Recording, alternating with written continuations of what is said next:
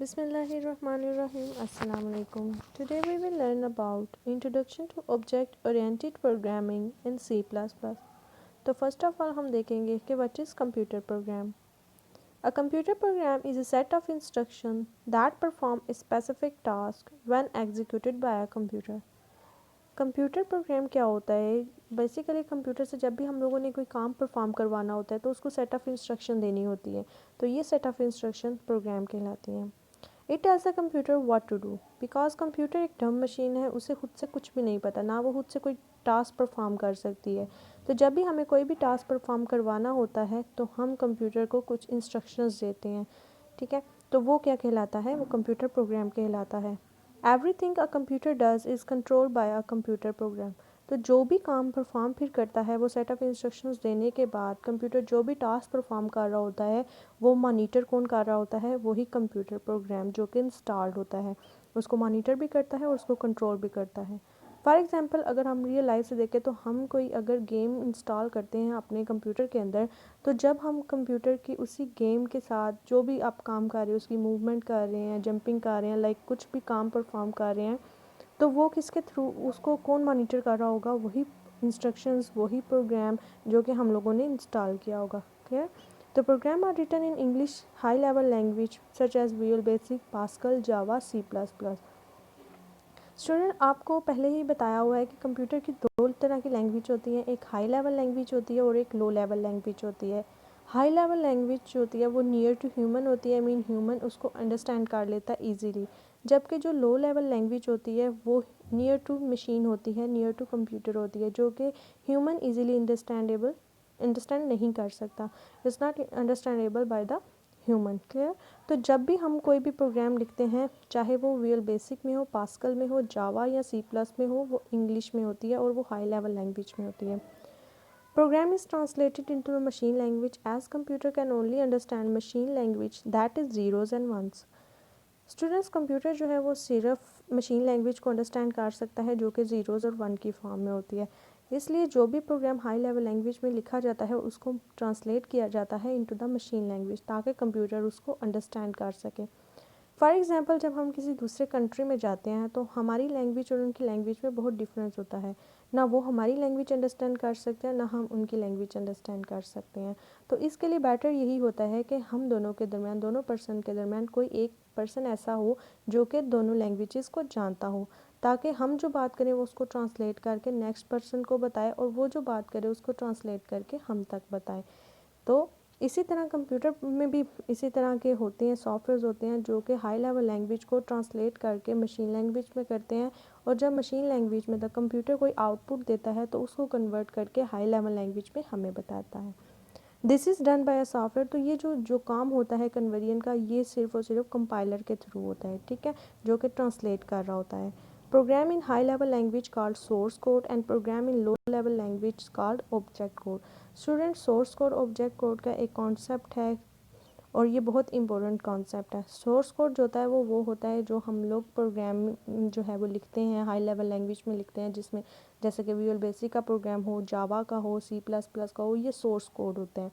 और जब हम इसको ट्रांसलेट करवा देते हैं थ्रू कंपाइलर, थ्रू इंटरप्रेटर या कोई भी ट्रांसलेटर को यूज़ करते हुए, जब उसको लोअर लेवल लैंग्वेज या मशीन लैंग्वेज में कन्वर्ट करवा दिया जाता है तो वो एक ऑब्जेक्ट फाइल बन जाती है, ऑब्जेक्ट कोड बन जाता है. क्लियर? तो अब बात करते हैं ऑब्जेक्ट ओरिएंटेड प्रोग्रामिंग की. It is a general purpose programming language that supports various programming models such as OOP, generic programming. Clear?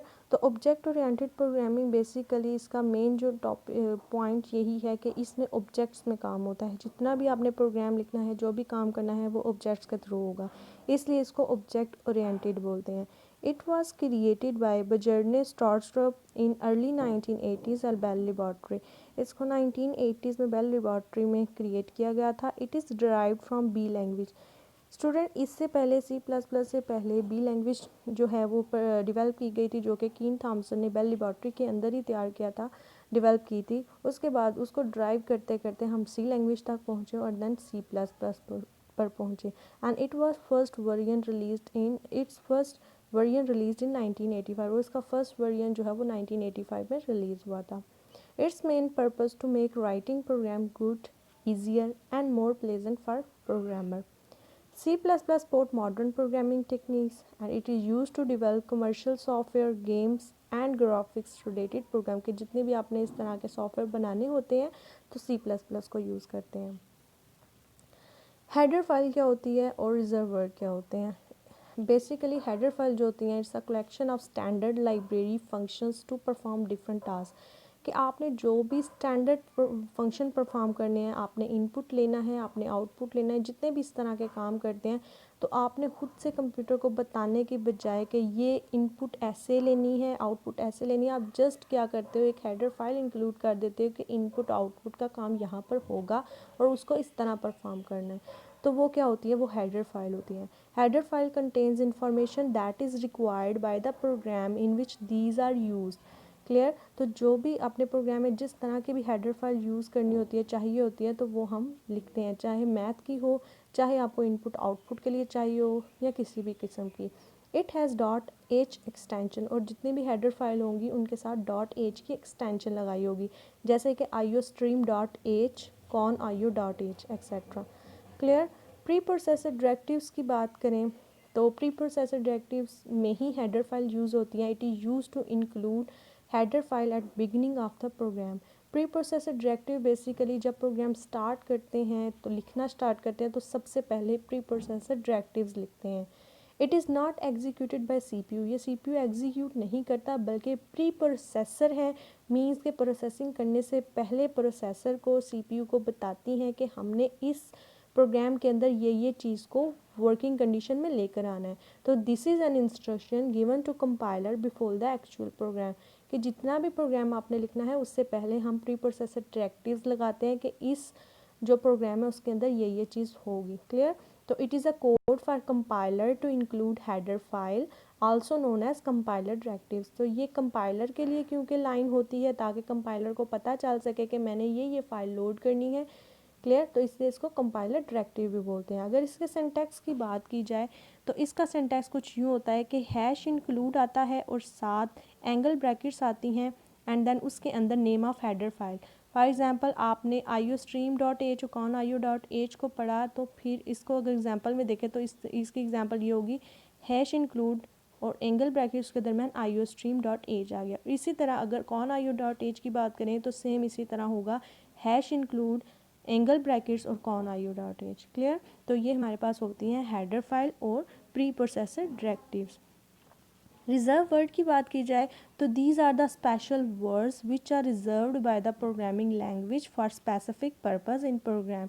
Clear? For example हम समटाइम कहते हैं कि ये चीज़ जो है ये रिजर्व्ड है, ये सीट रिजर्व्ड है, मीन पहले से ही बता दी जाती है ये किसी ने स्पेसिफिक पर्सन के लिए जो है वो रिजर्व की गई है।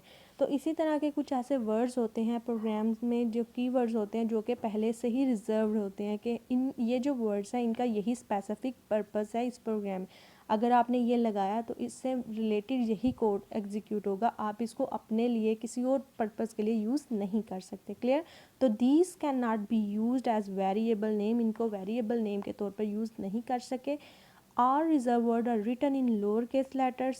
There are about 80 reserved words in C++, but this may vary depending on the variant being used. कि जिस तरह का आप variant यूज़ कर रहे होंगे उसके मुताबिक आपके reserved word जो हैं वो vary करते जाएंगे, but at most हमारे पास 80 reserved word होते हैं। Some example of reserved word of C++ are if, void, break, while, case, char, int, go to, etc. तो these are the reserve word कि ये स्पेसिफिक वर्ड्स हैं, जब भी ये लगाएंगे इनके रिलेटेड जो भी स्पेसिफिक टास्क है कोडिंग है वही परफॉर्म होगी। क्लियर? अब बात करते हैं structure of C plus plus program की या फॉर्मेशन ऑफ मतलब कि क्या फॉर्मेट है कि हम प्रोग्राम को कैसे लिखेंगे। ठीक है? Format of writing a program. Clear? तो सबसे पहले हमारे पास जो आती है वो प्री प्रोसेसर डायरेक्टिव्स आती हैं, जो हमने बताई है कि हैश इंक्लूड एंगल ब्रैकेट्स उसके अंदर हेडर फाइल आ जाती है। This is called the pre processor directive. Pre processor directive लगाने के फ़ौरन बाद हमारे पास एक फंक्शन आ जाता है, that is called the main function. Main function जो है उसके अंदर हम लोगों ने अपना सारा टास्क परफॉर्म करना होता है। मेन फंक्शन को लिखने का ये तरीका है कि हम वाइड लगाते हैं, वाइड के स्पेलिंग सेम ऐसे होंगे और मेन भी ऐसे ही लिखेंगे और उसके बाद ब्रैकेट्स भी आ जाएंगी। क्लियर, हम लोगों ने इसको कैपिटलाइज नहीं करना, ये एज इट इज़ ही लिखा जाएगा। उसके बाद मेन फंक्शन लिखा जाएगा, मेन फंक्शंस की ओपनिंग एंड क्लोजिंग ब्रेस लगाई जाएगी, opening brace and closing brace, और उसके दरमियान में जितनी भी जो है वो उसके दरमियान में जितनी भी हम लोगों ने इंस्ट्रक्शंस लिखनी है, this is called the body of main function. Main function यहाँ से स्टार्ट होकर यहाँ तक ख़त्म होगा, और उसके दरमियान में जो कुछ भी लिखेंगे वो उसकी बॉडी होगी, उसके अंदर आप इनपुट लें, आउटपुट लें, आप कुछ भी करें। तो यहाँ पर जो सी आउट इन्फॉर्मेशन करा रहे हैं तो ये इसकी बॉडी ऑफ मेन फंक्शन होगी, और ये बेसिकली क्या काम कर रहे हैं, आउटपुट करा रहे हैं। क्लियर, अब इसको डिटेल में देखते हैं। सबसे पहले जो लाइन लिखी हुई थी include iostream.h mean preprocessor directives, वो क्या है, it is a preprocessor directives this perform input and output operation in the program. Clear, उसके बाद वाइड मेन क्या है, this line identifies the main function of C++ program. Clear, ये main function होता है। All program must have main function, जितना भी programme लिखने हैं C++ के अंदर उसमें मस्ट है कि आपका एक मेन फंक्शन ज़रूर होगा।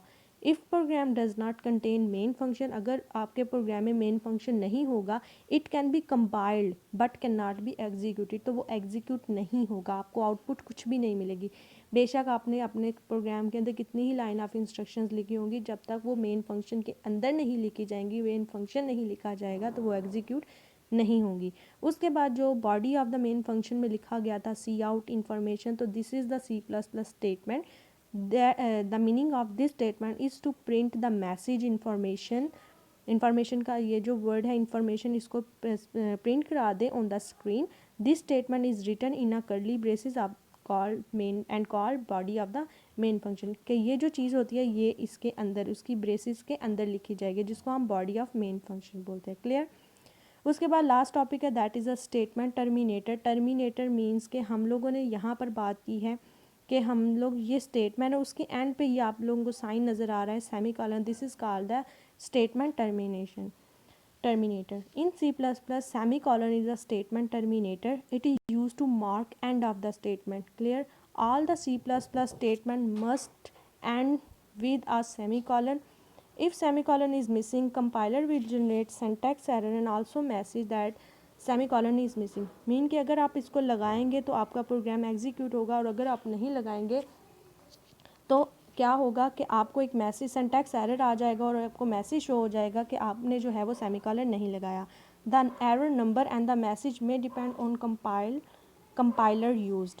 और क्या होगा कि आपके जो भी वेरिएंट यूज़ कर रहे हैं C++ का, तो आप जो भी वेरिएंट यूज़ कर रहे हैं C++ का कंपाइलर का, तो उसके अकॉर्डिंग इस एरर का नंबर भी होगा, और उसके साथ मैसेज जो है वो डिस्प्ले करवाया जाएगा।